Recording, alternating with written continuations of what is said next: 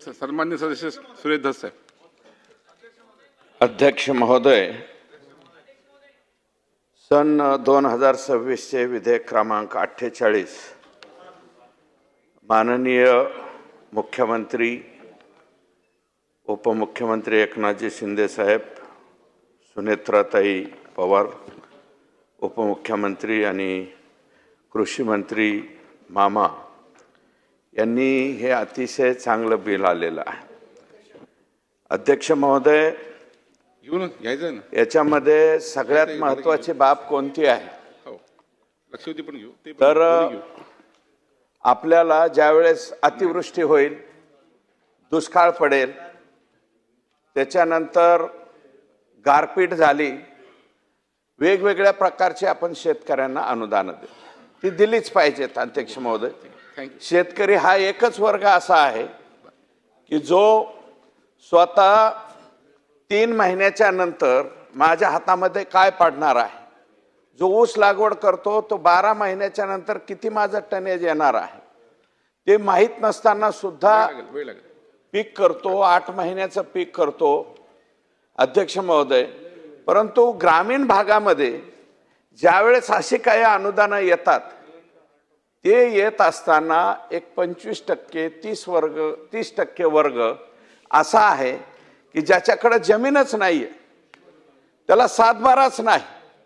मग तो 7/12 नसणारा वर्ग आजपर्यंत चर्चा करत बसायचा अध्यक्ष महोदय, अरे हे सगळं 7/12वाल्यांनाच आहे, आम्हाला का नाही? आणि मुळात तो जो वर्ग आहे तो कोण्या एका जातीपातीचा धर्माचा नाहीये. सगळ्या जातीपातीचे धर्माचे लोक असे आहेत.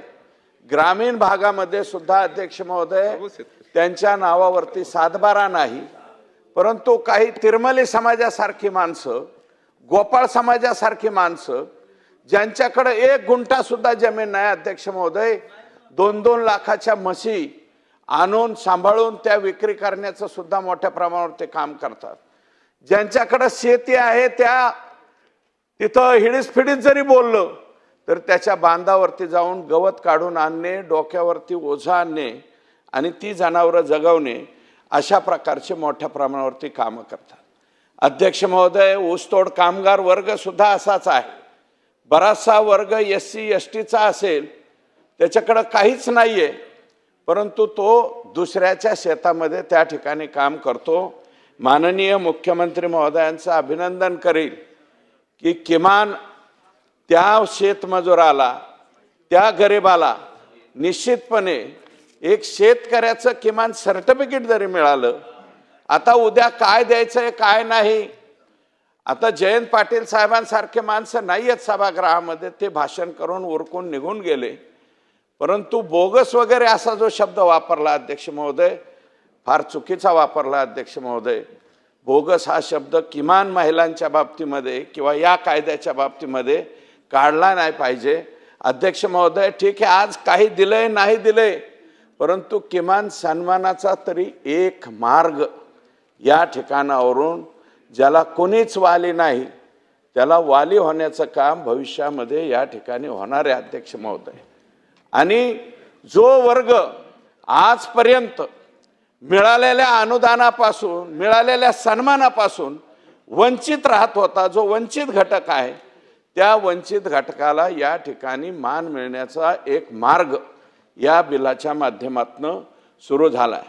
अध्यक्ष महोदय, कुक्कुटपालनामध्ये अनेक लोक आहेत, दुधाच्या व्यवसायात अनेक लोक आहेत, दुसऱ्याच्या शेतातून चारा विकत आणून स्वतः व्यवसाय करणारे लोक आहेत. आणि आता मोर घासाची, हार्वेस्टरची, बेलिंग मशीनची अशा प्रकारची उपलब्धी झाल्यामुळे अध्यक्ष महोदय, हे व्यवसाय करायला शेतीच असली पाहिजे असं काही बंधन त्या ठिकाणी आता राहिलेलं नाही.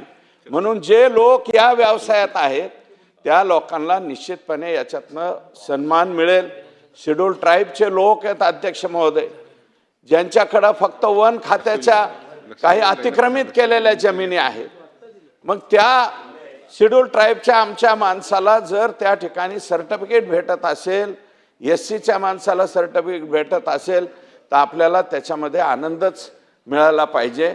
आणि अध्यक्ष महोदय आता मुख्यमंत्री महोदयांच्या अध्यक्षतेखाली कमिटी झाली, चीफ सेक्रेटरींच्या अध्यक्षतेखाली एक झाली, कृषी सचिवांच्या अध्यक्षतेखाली एक झाली.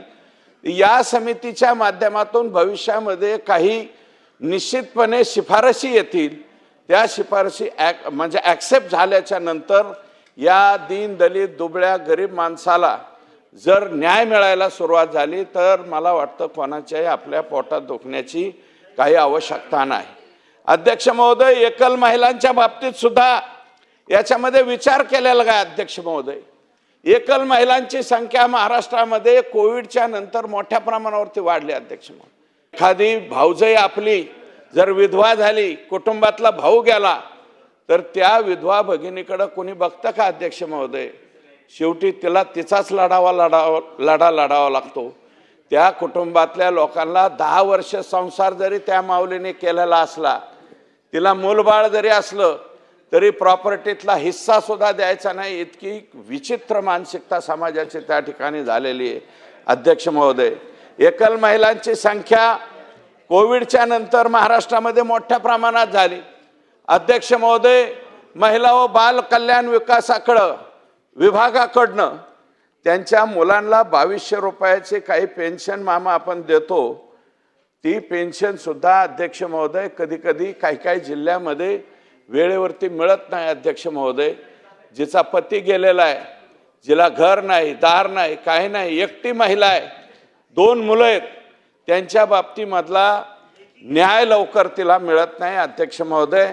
आणि दुसरी एक विनंती आहे मामांना, मामा, पहिले महालक्ष्मी योजना होती, महालक्ष्मी का लक्ष्मी योजना, ज्याच्यामध्ये तिच्या नवऱ्याच्या बरोबर फ्लॅटवरती नाव टाकायचं, जमिनीमध्ये सुद्धा नाव टाकायचं.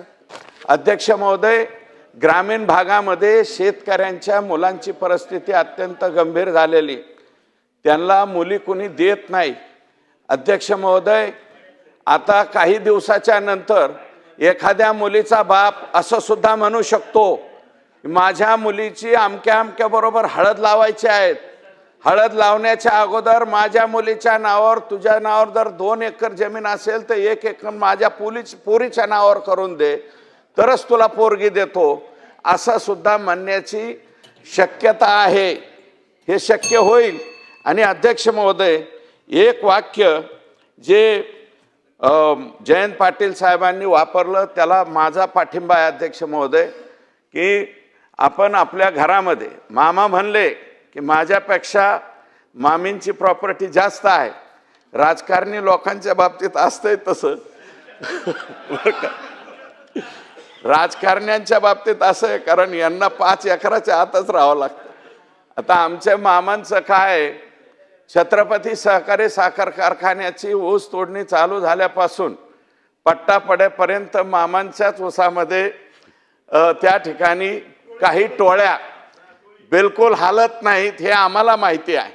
आणि ते आता मंत्री आहेत म्हणून नाही, तर जिल्हा परिषदेचे अध्यक्ष होण्यापूर्वी जिल्हा मला वाटतं जिल्हा बँकेमध्ये होते ते, त्याच्या अगोदरपासून वडिलांपासून आजोबापासूनची ती परिस्थिती आहे. अध्यक्ष महोदय, मी मामांना विनंती करेल की ज्या वेळेस कधी ह्या कमिट्या तुमच्या बसतील, त्याच्या बैठका होतील, माननीय मंत्री म्हणून आपणच आहात, माझं मत आहे की 2 एकरामधला किमान अर्धा एकर तरी त्या माय माऊलीच्या नावावर, ज्यांच्याकडे जमीन असेल तर अर्धा एकर तरी जमीन महिलेच्या नावावर करा. कुटुंबातली भांडणच मिटून जातील. 5-5 वर्ष 7-7 वर्ष संसार करून तिला फारकत देण्याची जी मानसिकता समाजामध्ये आहे तिला कुठंतरी चाप बसेल. म्हणून महिलांच्या नावावर काही प्रमाणात का होईना जमिनी केल्या पाहिजेत ज्यांच्याकडे आहेत त्यांच्या, आणि नाहीत त्यांना निश्चितपणे काहीतरी सन्मान मिळावा. आणि या बिलाला मी पाठिंबा देतो, मनापासून पाठिंबा देतो आणि या ठिकाणी थांबतो.